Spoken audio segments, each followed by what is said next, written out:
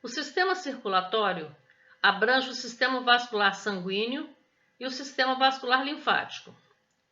O sistema vascular sanguíneo é composto pelas seguintes estruturas: coração, artérias, vasos capilares e veias. As artérias consistem em uma série de vasos que se tornam menores à medida que se ramificam, e sua função é levar o sangue com nutrientes e oxigênio do coração para os tecidos. Os vasos capilares são vasos sanguíneos que constituem uma rede complexa de tubos muito delgados. Através de suas paredes, ocorre a maior parte do intercâmbio entre o sangue e os tecidos adjacentes. As veias resultam da convergência dos vasos capilares em um sistema de canais que se torna cada vez mais calibroso à medida que se aproxima do coração, para onde transporta o sangue proveniente dos tecidos. O sistema circulatório é, portanto, um sistema fechado, no interior do qual o sangue circula continuamente. A superfície interna de todos os vasos sanguíneos e linfáticos é revestida por uma única camada de um epitélio pavimentoso, denominado endotélio. A maioria dos vasos tem características estruturais em comum e mostra um plano geral de construção. O mesmo tipo de vaso pode apresentar variações estruturais ao longo de seu percurso. Dessa maneira, a distinção entre os tipos diferentes de vasos nem sempre é muito clara, uma vez que a transição de um tipo para outro se faz gradualmente. Os vasos sanguíneos são normalmente compostos das seguintes camadas ou túnicas: túnica íntima, túnica média e túnica adventícia, como mostram as imagens. A íntima apresenta uma camada de células endoteliais apoiada sobre uma lâmina basal. Em torno dessa lâmina há uma camada de tecido conjuntivo frouxo, que é a camada subendotelial, a qual pode conter, ocasionalmente, células musculares lisas. Em artérias, a túnica íntima está separada da túnica média por uma lâmina elástica interna, a qual é o componente mais externo da íntima.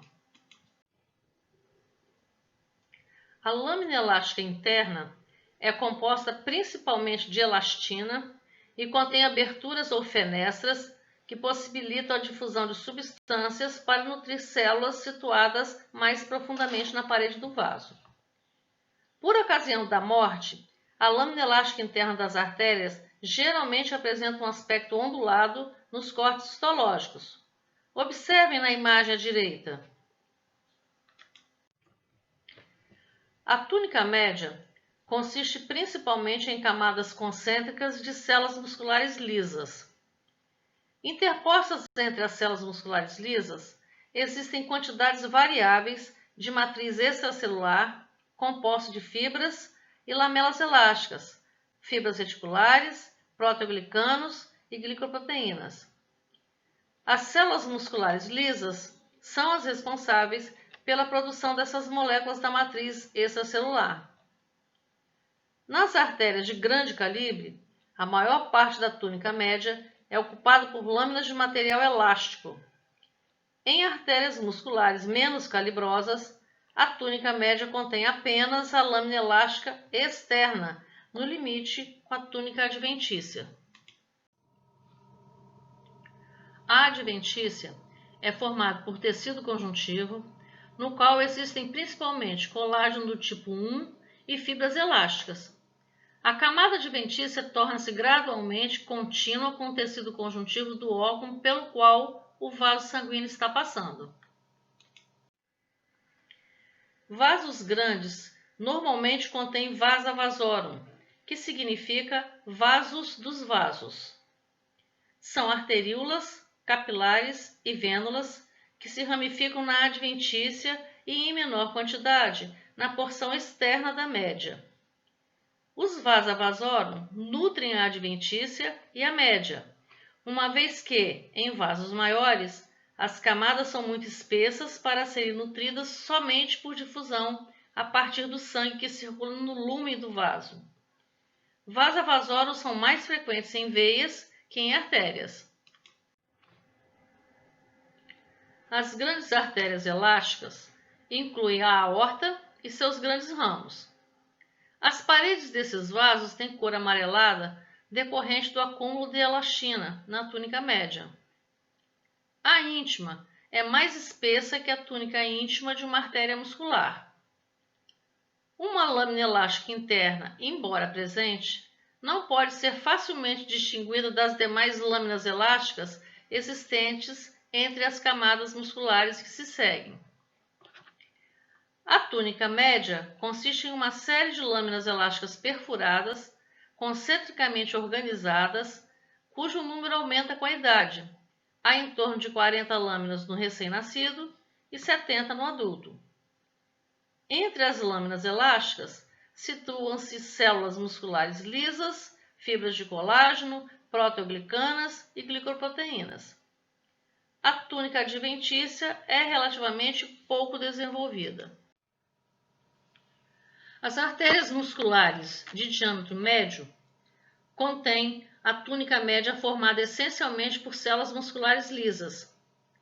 Nas artérias musculares, a íntima tem uma camada subendotelial um pouco mais espessa do que a das arteríolas.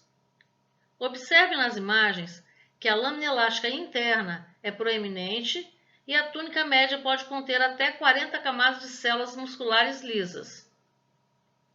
As artérias musculares maiores apresentam um número variado de lamelas elásticas na média. A lâmina elástica externa, o último componente da túnica média, só é encontrada nas artérias musculares maiores. A adventícia consiste em tecido conjuntivo frouxo, onde são encontrados capilares linfáticos, vasa vasorum e nervos, que podem penetrar até a porção mais externa da média. As artérias musculares podem controlar o fluxo de sangue para os vários órgãos. Nos ramos mais delgados, as túnicas são mais delgadas. As arteríolas geralmente têm um diâmetro inferior a meio milímetro e lumen relativamente estreito. A camada subendotelial é muito delgada. Nas arteríolas muito pequenas, a lâmina elástica interna está ausente e a camada média geralmente é composta por uma ou duas camadas de células musculares lisas, circularmente organizadas. Não apresentam nenhuma lâmina elástica externa. As artérias apresentam algumas estruturas sensitivas que são os corpos carotídeos, os corpos aórticos e os seios carotídeos. Os corpos carotídeos são pequenos quimiorreceptores sensíveis à concentração de dióxido de carbono e oxigênio no sangue, encontrados perto da bifurcação da artéria carótida comum. Essas estruturas são ricamente irrigadas por vasos capilares fenestrados que envolvem as células do tipo 1 e 2. As do tipo 2 são células de suporte, enquanto as do tipo 1 contêm numerosas vesículas que armazenam dopamina, serotonina e epinefrina. A maioria dos nervos dos corpos carotídeos são fibras aferentes que levam impulsos ao sistema nervoso central.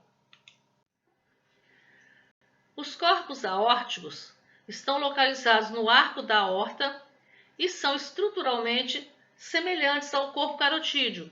Possivelmente têm funções semelhantes. Os seios carotídeos são pequenas dilatações das artérias carótidas internas.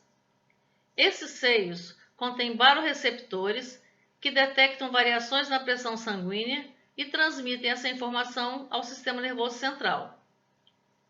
A camada média da parede arterial é mais delgada nos seios carotídeos e responde a mudanças na pressão sanguínea. A camada íntima e adventícia são muito ricas em terminações nervosas.